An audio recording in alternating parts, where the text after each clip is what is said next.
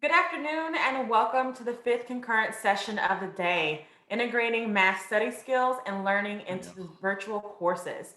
Our presenter today is Dr. Paul Nolting. Dr. Paul Nolting is a national expert in assessing math learning problems, developing effective student learning strategies, and assessing institutional variables that affect math success and math study skills. Over the last 25 years, he has consulted with over 100 colleges, universities, and high schools to improve success in the math classroom. He has conducted numerous national conference workshops on math learning and disability issues at the American Math Association of Two-Year Colleges, American Mathematics Association, and National Association for Developmental Education, and the Association on Higher Education and Disabilities. He is now consulting with colleges on developing their co-requisite courses.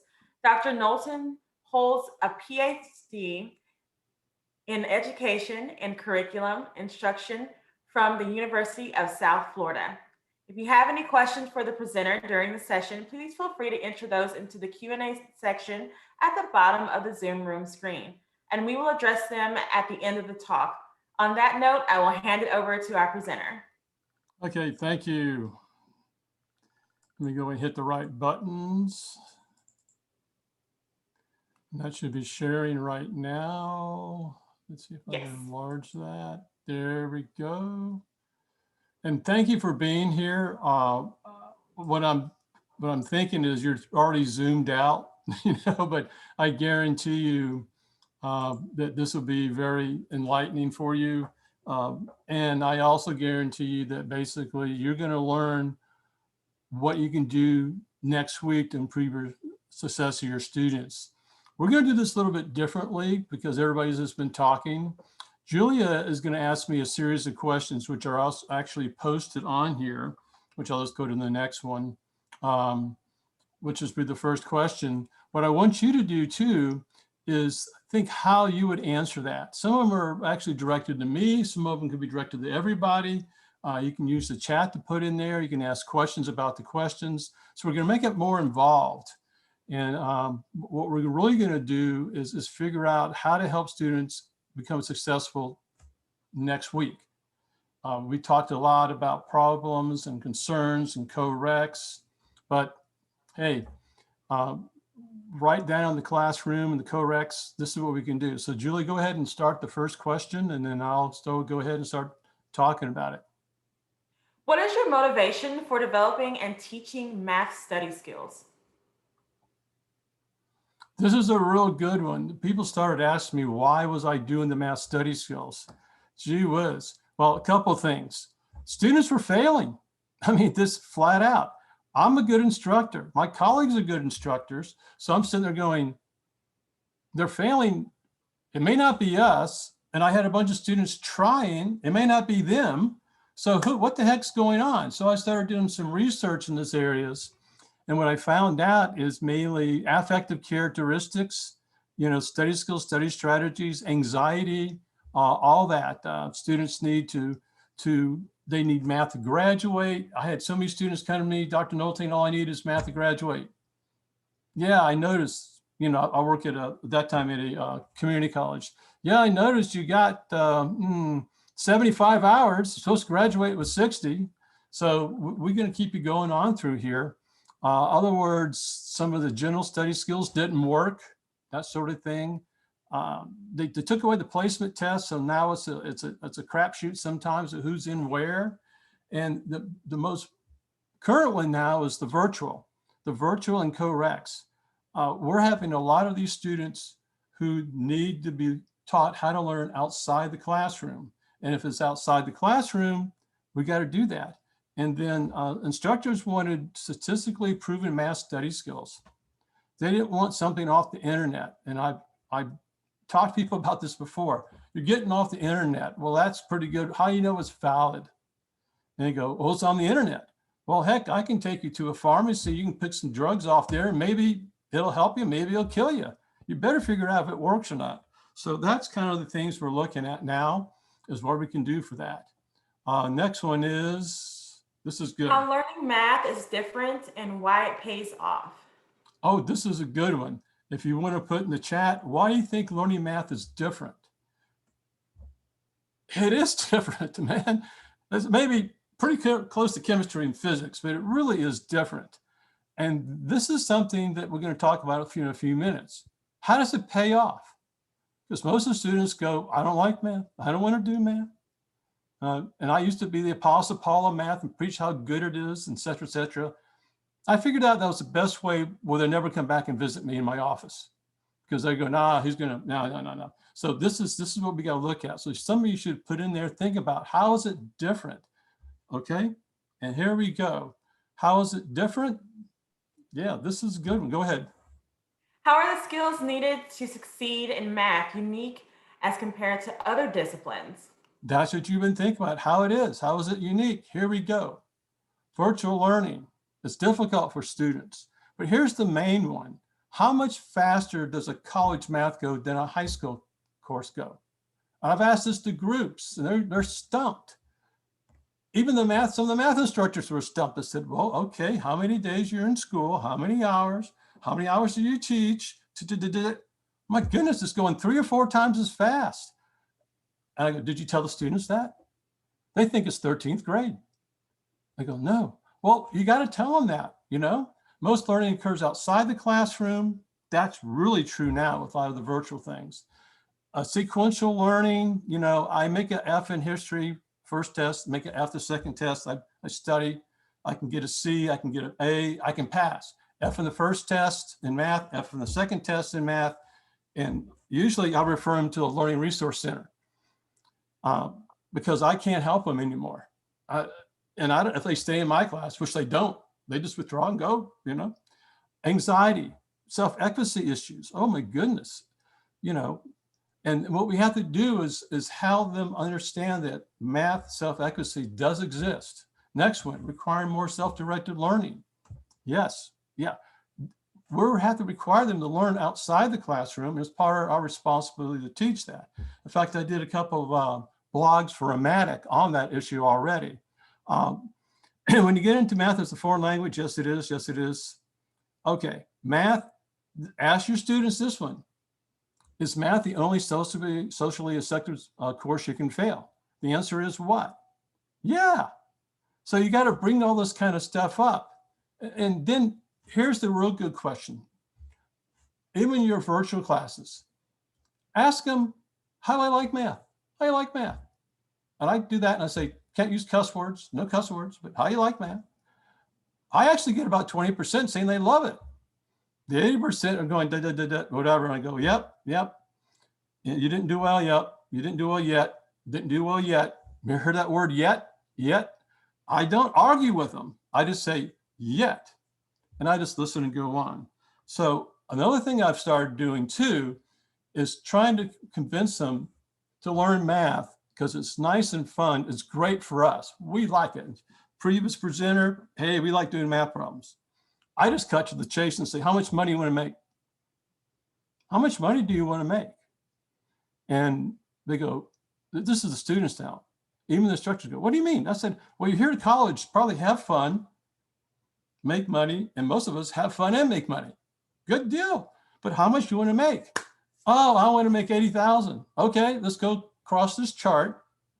And you're taking Calc 2 or 3, or at least business Calc. Well, I don't want to do that. Okay, you ain't making 80,000. Oh, I said, no, look at this. This is a graph. What does this graph really tell you? And it takes a few seconds for some of them. They go, the more math you take, the more money you make. I go, yeah, that's right. Unless you're doing stuff illegally, and I'm not going to get into that, but there is an exception to that. Math instructors, we don't make that much money. Okay, but this is a way to convince them and see that hey, oh, okay, I can hate math, which I don't want you to do, but I don't argue with that anymore. I could say you can dislike math, pass it, make good money. Oh, nobody ever told me that. We are now. Okay, here it is. What's the next What does question? research show regarding improving study skills and grades? It's changed. Some of you have seen this before. It's changed. It used to be the prerequisite skills and cognitive entry skills and prerequisite and IQ Well, we don't place. California is against the law to place. We probably have people from California. I love working with your state, even though I'm from Florida. It's great, you know? And what happens here is we don't even have that up there anymore. We don't have it. The affective characteristics used to be around 25%. Now it's up to 41% based on Zentat. She did a lot of research on this at Sam Houston State University. 41% of the variance is study skills, anxiety, motivation, mindfulness, mindsets, all this kind of things here. That is so good because now it's their responsibility too. And we still have our 20-25% with us instructing. We have to do it. We have to do it. But I actually show this to the students and say, hey, this is the team approach now. This is a team approach. I can't do it by myself, especially virtually. I can't. I mean, I can help you, but you got to help yourself. So this is it. Also, one thing you'd be thinking about now is the repeaters. And I'll get to that a little bit later on. What you can do with the repeaters? Research is very clear on repeaters. The more times you take an algebra class, the less chance you have to pass it. You got that? The less chance. Because we used to say, oh, put them back in there to do better. No, they do worse. It's usually 50% the first time, 33% the second time, 25% the third time. And after that, we can't find them. They're gone. That sort of thing. So think about that picture. What can you do now with that information? And what we started looking at too here is research. This is research over here. We can improve their success rates. I have so much research on what I've done. I don't even talk about it that much more because other people are doing my thing and they're getting the same research. Okay, here we go. Now, study systems. You're not going to do all this. Okay, you can do some of it, but it's the virtual thing we got to look at. Virtually, what do we have to do? Make them better learners. If you look at the system here, virtual lectures, textbooks. Well, how do you take notes on that? They don't know. Time management. Oh, that's a killer now. Really, it was bad. Now it's worse. Group chat rooms. You got to use them. You got to talk to each other. They got to make commitment to other students to be successful. Make commitment to me, and that's pretty neat. Commitment to their friends, it's a lot more. The other thing I'm gonna hit a little bit later on in tutor strategies. You got to teach them how to be tutored. And I do a lot of workshops on that one. I'm teaching instructors how to tell students how to be tutored because the tutors don't know how to do much of the virtual. Then the test taking and the homework and all that kind of stuff. So we're going to do a couple of these things here. What's the next one? There's a nationwide push to accelerate the path to credit level courses, especially co-requisites and now virtual. Given your experience as a consultant in math redesigns and virtual learning, what is the most common factor students must improve to succeed in math? Okay, this is your chat time.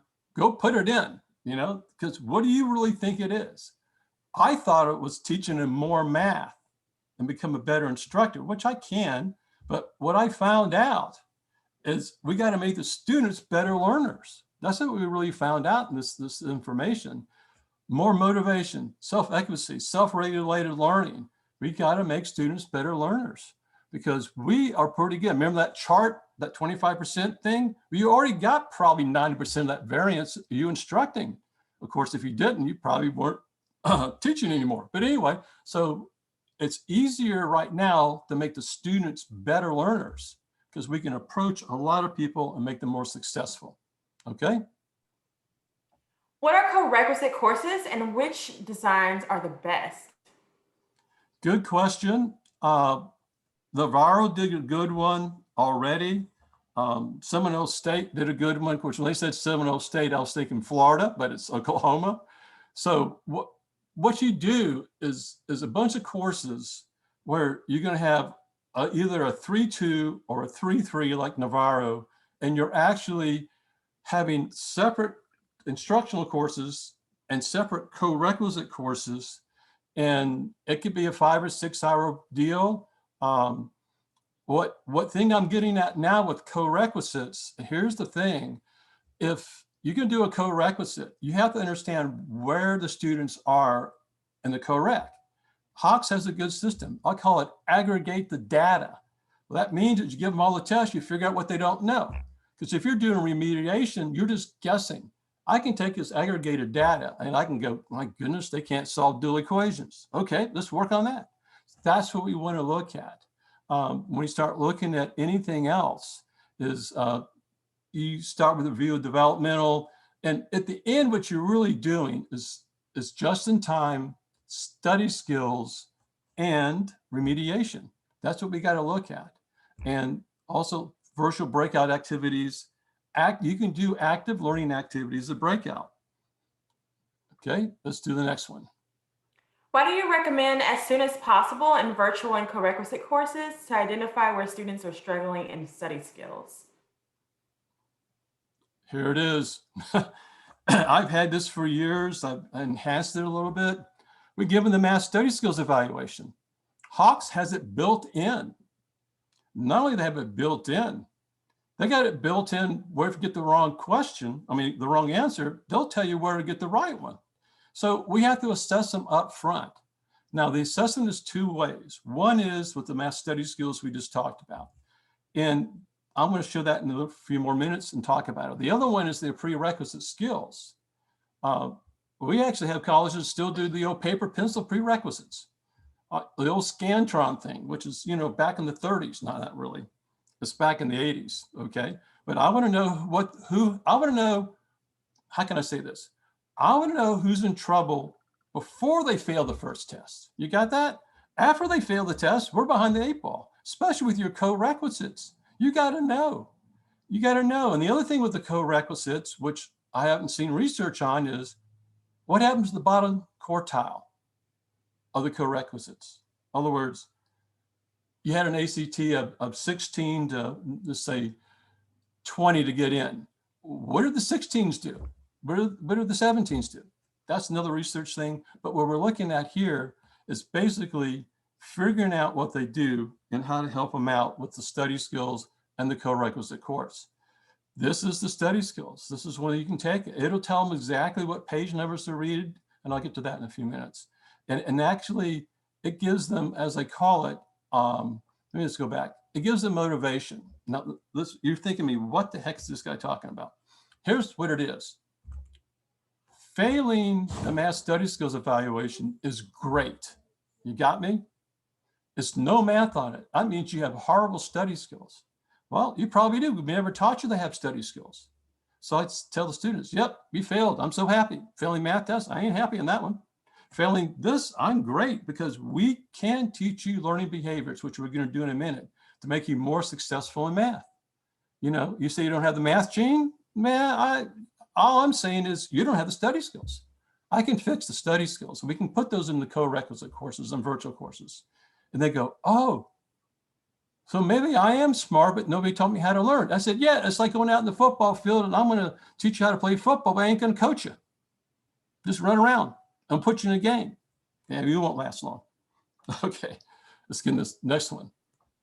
How has the integration of technology into courses impacted the study habits of modern students? Oh, unreal amount. You got to learn it virtually. You got to learn how to be tutored virtually. That's the whole thing. Computer-based homework and testing, note-taking. Yeah, here, I'll get to my pet peeve right now. Students use a lot of homework systems, okay? I ask them, what do you take away from you from the homework system? And they go, what do you mean? I said, what do you take away? Well, I got them all right. I said, good. What did you take away? Well, I didn't take anything away. Oh, okay. So you did fail that test, right? Yeah. Well, what happened in between? Well, I was told if I do all the homework and attend class all the time that I should be passing. I go, well, that's not true. Okay. So what did you review for the test? Well, I didn't need to review. Now we got into it. Okay. So that's what we're going to talk about in a few more minutes, and we're also going to talk about the ebooks and physical books and course labs and everything. I mean, this is great, but we have to teach them to use them. And on the testing, I'm going to jump into that right now. I've been telling students for years and faculty for years, with these virtual tests, I get students that freak out on virtual tests. They know the math, they're just afraid they hit the wrong button. So several of the workshops said, you have to give them practice tests. You have to give them practice tests. You don't want to test their test taking skills. You basically want to test what they know. Okay. Here's some other resources we talked about. Online homework, reading a textbook, all these, okay? So next one. How does math anxiety and test anxiety affect classroom, virtual, and co-requisite courses, instructors and students, and how can we overcome these issues? Oh boy. The last time I got called to go to California, the person said, Dr. Nolting, we need to come out here and help us with co-recs. We got a lot of anxiety. And I said, yeah, I can come out and help your students. It's not a problem. They said, oh, no, it's not the students. It's the faculty. The faculty are freaking out over this thing. I said, yeah, I guess they could be, because they're going to get students in there that probably, because California is set up that either you go to college algebra or pre-calc. So anyway, so what I said, yeah, we'll deal with it. So what happens here is that we got to talk about anxiety. We got to be honest with anxiety. We got to tell our students that we had anxiety sometime. I had another instructor I worked with a while ago. She told her students she had math anxiety. I said, that's brave. She said, yeah, I told them what was going on. I told them how I dealt with it. And you know what happened? I said, what? More students came to me virtually to talk about it. More people basically emailed me and said they want to talk about it. I was approachable now, because what happens with anxiety is you just don't go. Approach avoidance. And during tests, it kills what we call working memory. If it kills working memory, you can't recall your name sometimes. And that's why when the students walk out, they remember the answers. Okay, let's go. Reducing anxiety, right? Yeah, let's go to that one. Techniques, you probably had a lot of them. Janet was on earlier, yesterday. I know her. She does a good job, but these techniques, the tension relaxing the muscle groups, you put your hands underneath your chair, push down, tense up. They work. The deep breathing, we know that works. Visualization, go to your happy place. And I used to say, oh, that's weird. But now I'm getting people going, oh, we all have happy places. And they do. Just don't ever ask them where it is. It gets kind of weird, okay? So palming technique, I have them where they just put the palms up here and they just block out everything. This is more for in the high school, but in the classroom, because the thing in the classroom really freaks out when they're talking. So what you're doing is you're basically teaching relaxation techniques. And one of your homework assignments, you ready for them? What are they telling themselves during the test? I want you to find out. What should they be telling themselves during the test? I can do this. I can handle this. We're okay. This is great. That sort of thing. When they say, I'm going to make an A, I'm getting concerned. If they've been making A's, I don't care what they say. But if they say, I'm going to make an A, I have so many students that said they'd make an A, 20 questions. They missed the first 3. 20 questions. They do the first, let's say they do the first 4, and they pretty much missed 3 of them. Well, they're done. I've actually had them quit mentally, physically, gone. So positive self statements, get them to write them down and deal with that. Okay, let's do the next one. What study activities can help students develop better campus and virtual study habits? Oh yeah. Study evaluation we just talked about, their best learning preference, that information, 3-column note-taking system. I'm just going to go through a couple of these real quick so you can see what I'm doing. You have to teach them how to become better students, and that will work. Okay, so here's a couple of them. When you start looking at the right-hand side, that is basically based on an Emporium model. You can see what I did. I took the Cornell system, redid it, and what they're doing is examples in the middle, keywords, vocabulary. Well, here's another trick. Put vocabulary words on your test. People go, what do you mean? Put them on your test. Tell me the difference between a monomial, binomial, trinomial, and polynomial. Draw me a picture. Tell me what's going on. Boy, once you start saying that, they got to learn the vocabulary. If they learn the vocabulary, now they have to learn some of the math. Okay, you got the point. That really works. So what happens is you can do the keywords, examples, and then the explanations. And Hawks has that too, the explanations. This is with the note-taking system, okay? So that works for that. But a lot of them don't take notes. Here we go, computer-based technology. I'll do this one. And computer-based courses, here we go. Technology is there, apps, Evernotes, voice recorders, smart pens, video, sonoset, sonoset, sonoset. That does everything. You can actually write, record, and sync it to your computer. I mean, all these things, we got to do this. But here's the thing with online instruction with homework. That's my pet peeve I said earlier.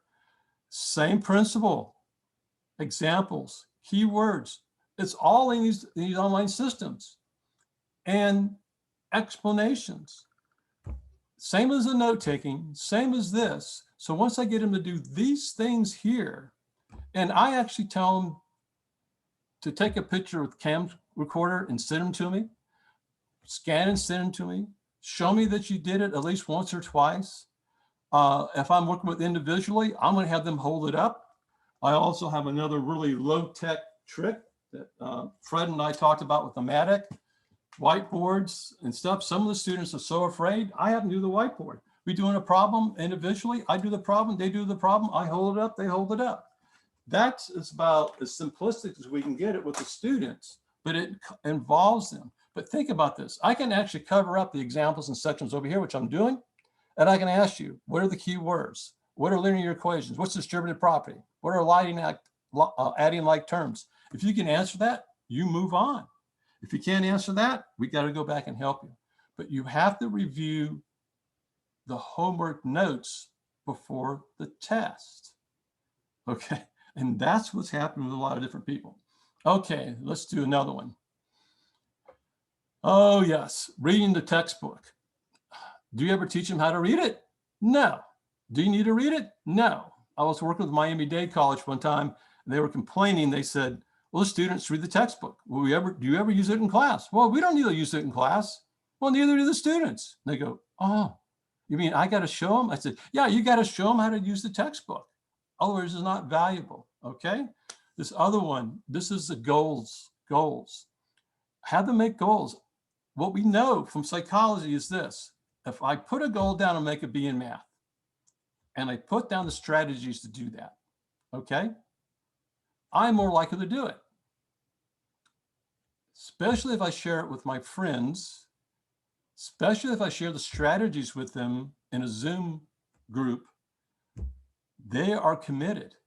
And I ask these students to do this because I want to know what they're doing, what their semester goals, their study strategies, et cetera, et cetera. So what we're getting here, and I'm kind of speeding up a little bit, is they make a goal, they make a strategy. So when they don't do well in the test, we go back and figure that out.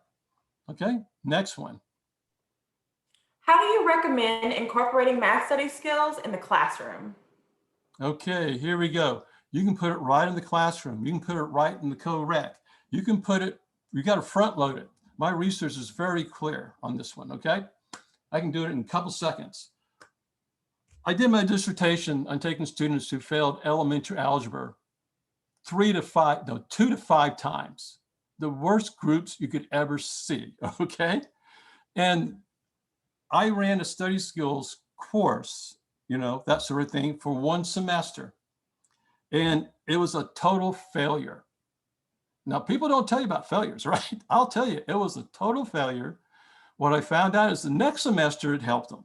So what I said, okay, I'm gonna do this in 8 weeks, okay? And that was a total success. And why? Because I taught them enough study skills to use the rest of the semester to pass the course.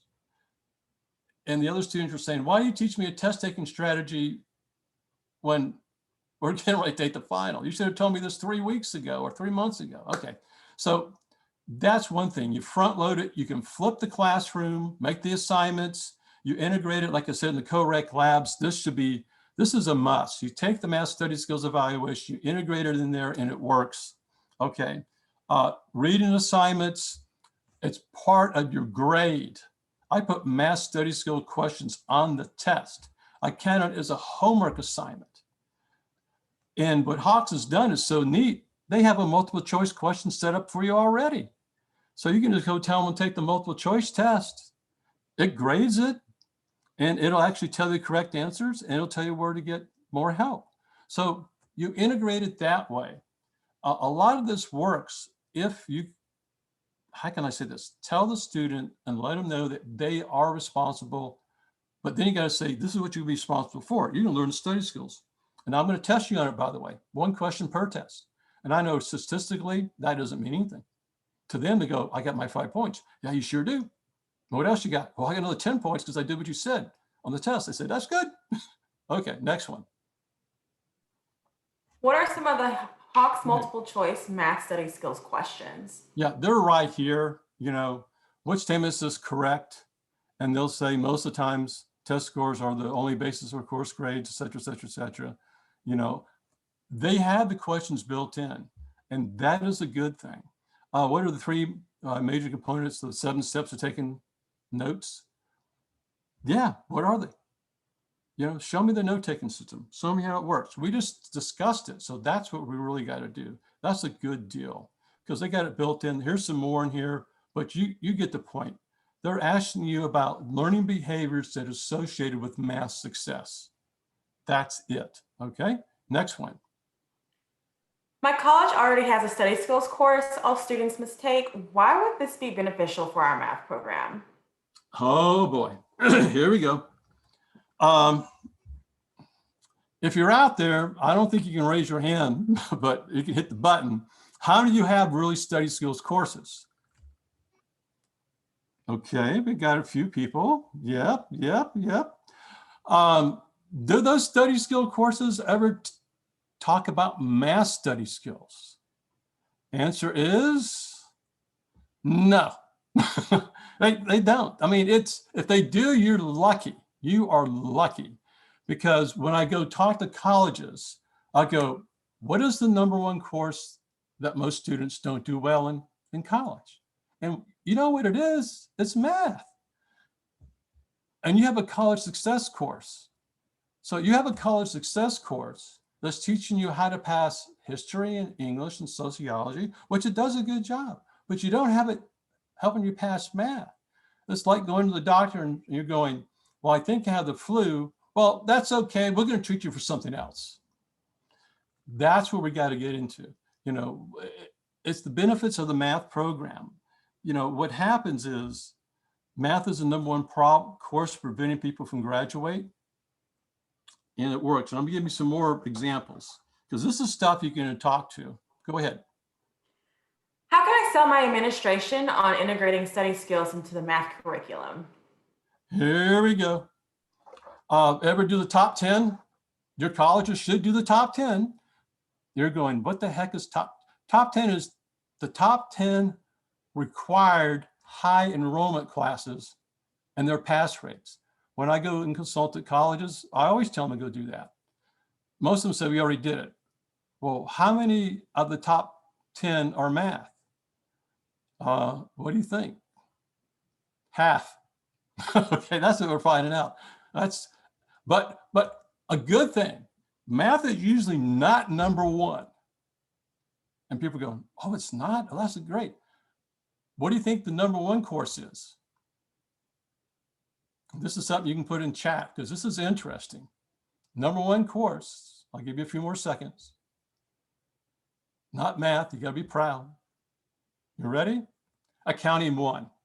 Accounting 1 is the most #1 course that students fail. Most of the time they don't have any prerequisites. Next one, how many times does a student attempt a course unsuccessfully before they give up and drop out? This is what I'm talking to administrators about. And they go, well, yeah, that's okay. Okay, well, so they fail a math course or 2. And I've heard this from presidents of major colleges in Texas, okay? And I go, well, and he said, well, we could probably live without those FTEs. So I said, yeah, you probably could, but guess what? You don't pass math, what do? You leave.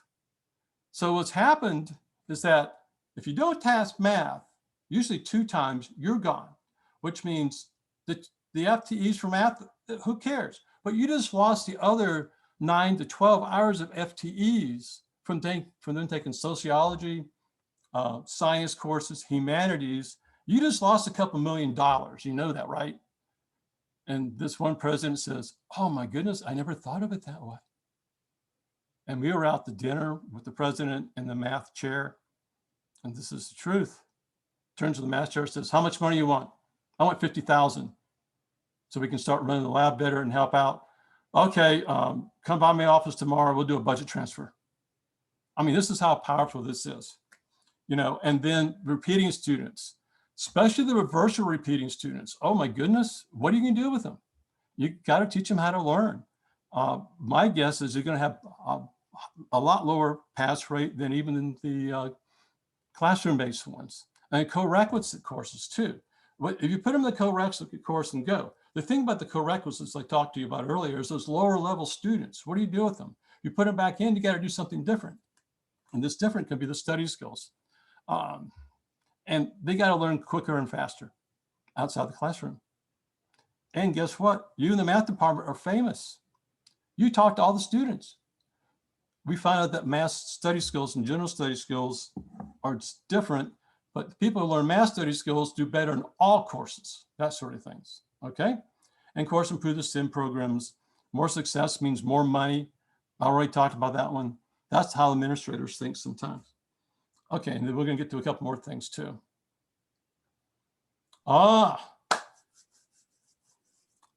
This is it. Some of you heard me before. What's the first thing students should do in taking a math test? I should do this. I should go backwards. Backwards. Now this, erase that. What's the first thing? Of course, in high school, they're told, put your name on the paper. Yeah, that's great. We ain't doing that.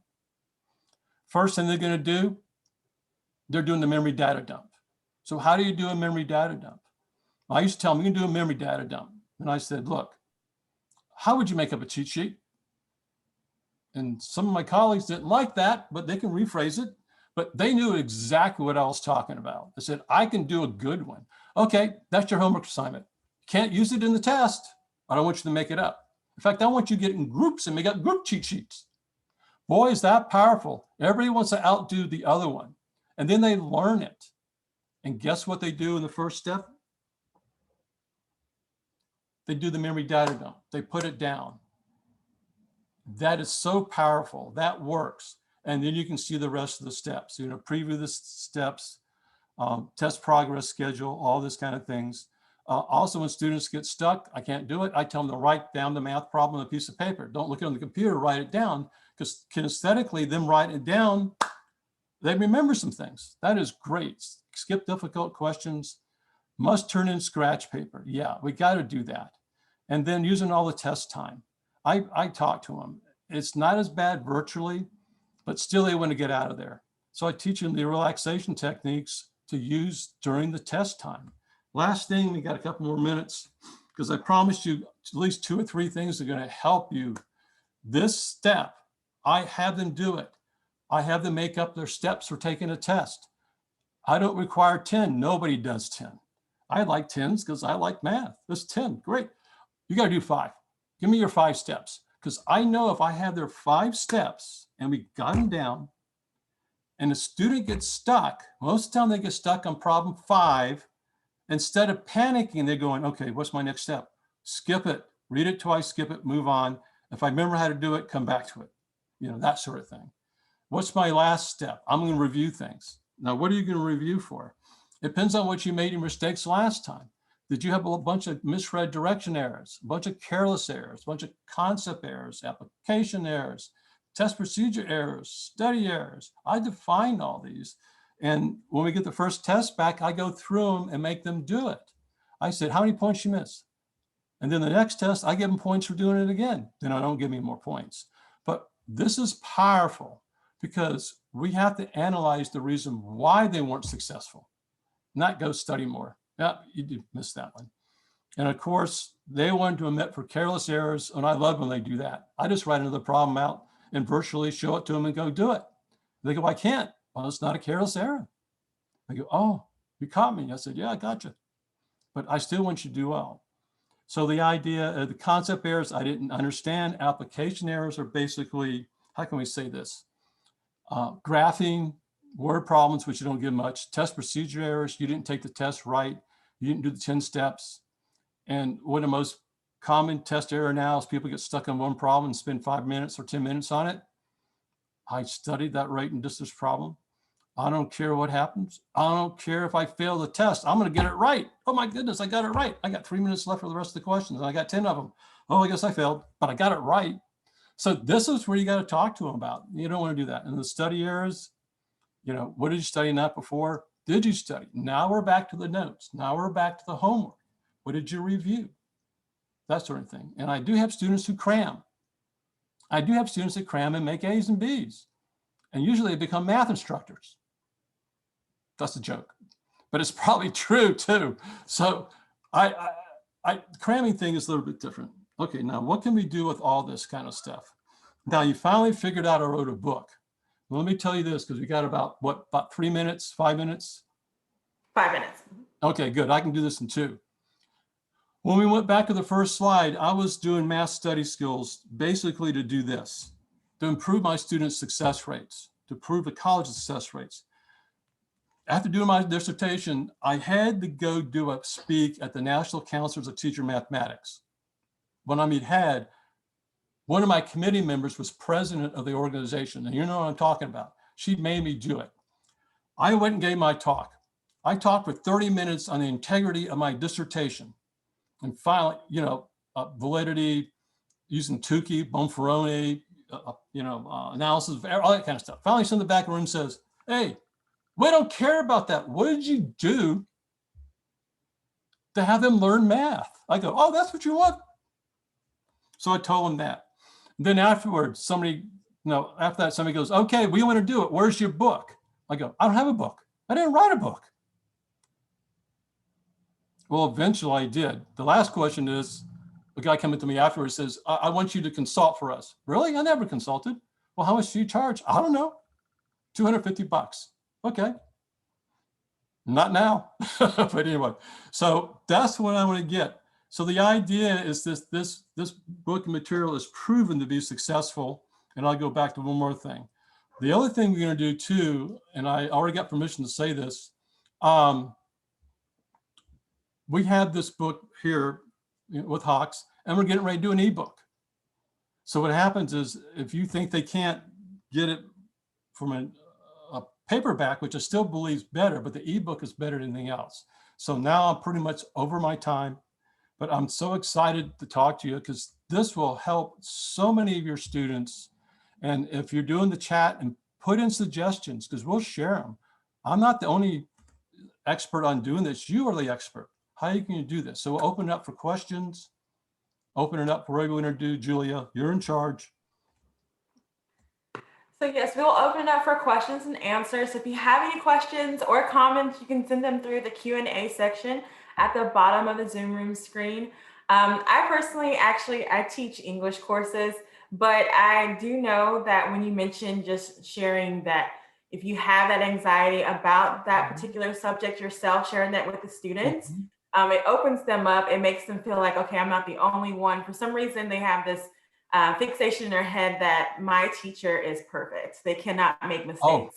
And that is not the case. And when they see that sometimes you may have some anxiety, or sometimes you may even make a mistake, but it doesn't mean that you don't know it. It just means that you may have to take a moment, just kind of slow yourself down. And sometimes students just need to be able to relate to the instructor. And that has definitely helped, especially in my classrooms. So yeah, you can relate. Plus, I can do these for essays later on. If you want to talk, I'll go through the whole process. I can do this for essays and for multiple choice tests. And it gets interesting. So we'll wait for some more questions. I can keep talking forever, as most people know. But yep, go ahead. I did get a question in. Do you think it is better to have a physical textbook or just an ebook, or learn, and why? Okay, my opinion, a physical textbook probably is better because I can make you write things down. Now, electronic one is better than not having anything, because the electronic one, I'm going to have to tell you to go in there and do a printout of the assignments, because I have a bunch of assignments in here that we can do, and that will help. That's what I feel. I have people who have done electronic books, and it's worked with them. The question is accessibility. It's like, do you want water or orange juice? Well, what can I get? Well, you can only get orange juice. Well, I guess I'll take orange juice. You know? And if you look at this, the one I just wrote, more concise, I have activities for you. I basically have where group activities where you can run them, questions at the end, apps, whatever. But you can add to this. The thing about this, it's structured and you can go through it. And if you're flipping the classroom, you just talk about it. And then you say you can be on the test. And then once students do well, I said, I use that note-taking system.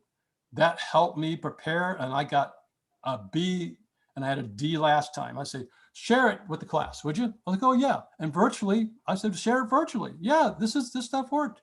That's vicariously. And that's better than me telling them. Okay. That was a good question though.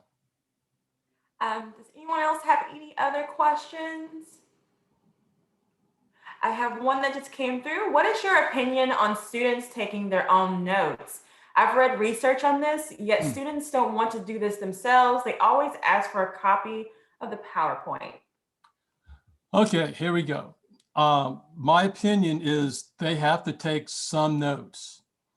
A couple of reasons why. Taking notes helps you concentrate on what I'm saying. If I'm not taking notes, I'm off in space somewhere, okay? Taking notes is also a kinesthetic way to get it more into your brain. And taking notes basically is that. Now, a lot of people have advanced outlines, especially for students with disabilities. I'm okay with that, but they still got to fill it in. The next thing is, well, they're filling it in, they basically can review it. Remember, we're talking about reviewing things for tests. So I rather them do their own notes if you teach them right. And that system I showed you, the note-taking system, what I didn't say is, when do you review your notes? Right after math class. When is the best time to study? Right after the virtual lecture. You know, when is the best time to memorize things? Right when you finish. And I tell them that you just review your notes a few minutes and fill in the gaps and synthesis.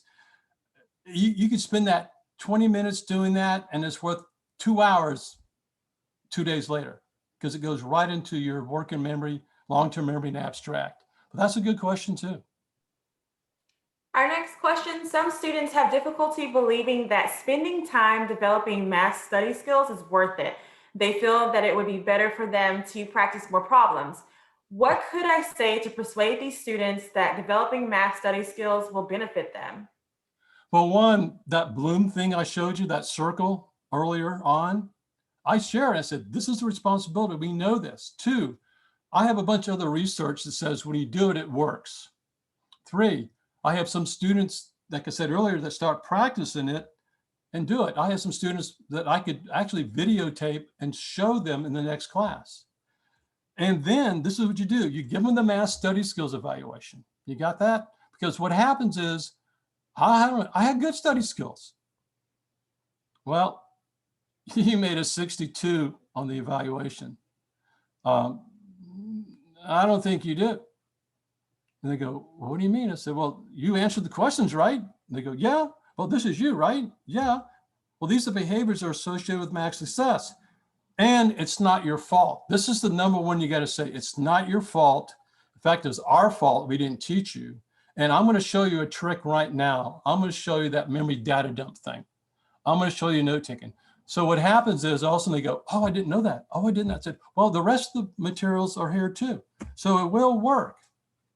So examples and that survey, this whacks them, but it gives them hope. Okay. That's another great question. Oh, there's one more answer to that one too. A lot of times they don't want to use study skills because they feel comfortable failing. That's a whole different thing. Okay. I don't want to try anything new. Try something new. I feel worse. Don't try anything new. I fail and I don't feel as bad. No, we're going to teach you new things that work. Go ahead. We do have one last question. What is your opinion on guided notes? Guided notes do help students with disabilities. Guided notes can help you. It depends on the student. I'm not against them. Depends on what you want to put on there. If you put the problem down on the guided notes, that's not an issue, because what happens is When the students copy the problem, what are you doing? You put it on the old board thing, or you put it on a virtual platform. When they're copying it, are they hearing you? No, they're spending their working memory on that. So that's what I'm okay with. The problem. Now the next steps, you got to do it. In fact, that system I showed you with the note taking, we actually do that. We actually practice that in class. And I actually asked them, okay, what are the key words? Why do we do this? And now we're getting what we call metacognitive learning, and they don't even know we're doing it. I ain't gonna tell them, we're gonna do some metacognitive learning today. Yeah, right, they'll be out the door. No, we're gonna show them that. But yes, I would have no problem with that. Well, it looks like we are out of time. We do want to thank you all for joining us today. And thank you, Dr. Nolting, for sharing this valuable information with us today. I am going to launch a quick 3-question poll just to get your feedback on this presentation. Please stay around just to take time to fill that poll out for us and to give us your feedback. And we also want to let you know that this doesn't conclude the final concurrent session of the day. On behalf of everyone at Hawks, thank you, and thank you to our presenters and attendees for IES 2021. Recordings of this year's session will be provided in the coming days. If you haven't already, don't forget to swing by the exhibit hall to say hello to our Hawks team, view a quick 5-minute demonstration, and be entered to win the hourly giveaway. Your choice of a smart pen, standing desk, or $100 Amazon gift card. Thank you again for joining us for IES. If you have additional questions, put them in the chat of the questions, and I guarantee you I will answer them. Okay, Julia, you're great. Thank you for doing this. Thank you. And if you didn't catch what Dr. Nolting just said, if you have additional questions, go ahead and put them in the Q&A, and he'll be happy to stay in and answer those questions for you.